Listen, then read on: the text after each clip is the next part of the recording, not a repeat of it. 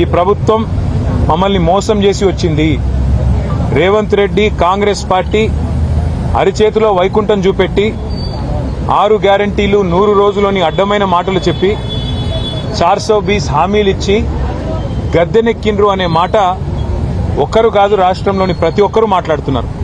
సరే, భాష కొన్ని సందర్భాల్లో కొంతమందికి కడుపు మండి పంట ఎండి గట్టిగా వచ్చిండొచ్చు.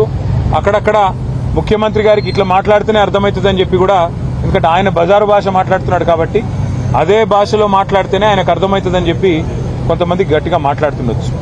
కానీ నేను ఇవాళ రాహుల్ గాంధీ గారు, ఏ రాహుల్ గాంధీ గారు అయితే తెల్లారులేస్తే ఒక రాజ్యాంగం పుస్తకాన్ని పట్టుకొని ఆయన ఏదో రాజ్యాంగ రక్షకుడిలాగా మొహబ్బత్ కి దుకాన్ అని ఏదైతే పెద్ద పెద్ద మాటలు చెప్తా ఉంటారో ఆయనను అడుగుతా ఉన్నా, ఇదేనా మీరు చెప్పిన ఇందిరమ్మ రాజ్యం? ఇదేనా మీరు చెప్పిన మొహబ్బత్ కి దుకాన్?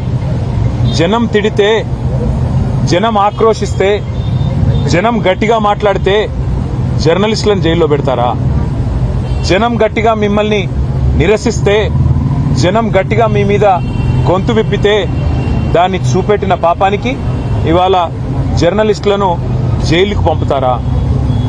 ఒకరు ఇద్దరు కాదు, ఇప్పటికీ రేవంత్ రెడ్డి గారి ప్రభుత్వం వచ్చిన తర్వాత ఈ రాష్ట్రంలో ఒకరిద్దరు కాదు, సిద్దిరెడ్డి శ్రీనివాస్ రెడ్డి, గౌతమ్ పోతగోని, ఆకుల శ్రీనివాస్ రెడ్డి, శంకర్ గౌడ్, యారా రంజిత్ రెడ్డి, రాజ్ కుమార్ నాయక్, సరితా యాదవ్, విజయారెడ్డి, రేవతి, తన్వి యాదవ్, శివారెడ్డి.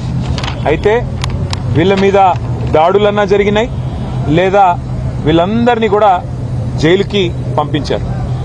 అంటే ఇంత నికృష్టంగా కేవలం ప్రభుత్వం మీద ఉన్న అసహనం ఏదైతే ప్రజల్లో ఉందో, ప్రభుత్వం మీద ఉన్న అభిప్రాయం ఏదైతే ప్రజల్లో ఉందో, దాన్ని అక్కడ మెయిన్ స్ట్రీమ్ మీడియా పట్టించుకోవట్లేదు కాబట్టి, ప్రధాన మీడియాని రేవంత్ రెడ్డి గారు మేనేజ్ చేస్తున్నారు కాబట్టి, వాళ్ళు చూపెడతలేరు కాబట్టి, ప్రజలు ప్రత్యామ్నాయ మీడియా అయిన డిజిటల్ మీడియాలో తమ ఆక్రోశాన్ని వెలగక్కితే, రేవంత్ రెడ్డి భాషలోనే రేవంత్ రెడ్డికి ఆయన స్థానాన్ని గుర్తు చేస్తే, ఇవాళ ఈ రకంగా మాట్లాడడం అనేది, ఈ రకంగా జర్నలిస్టులను జైల్లో పెట్టడం అనేది ఎంతవరకు మంచిదో ఆయన కూడా ఆలోచించుకోవాలి.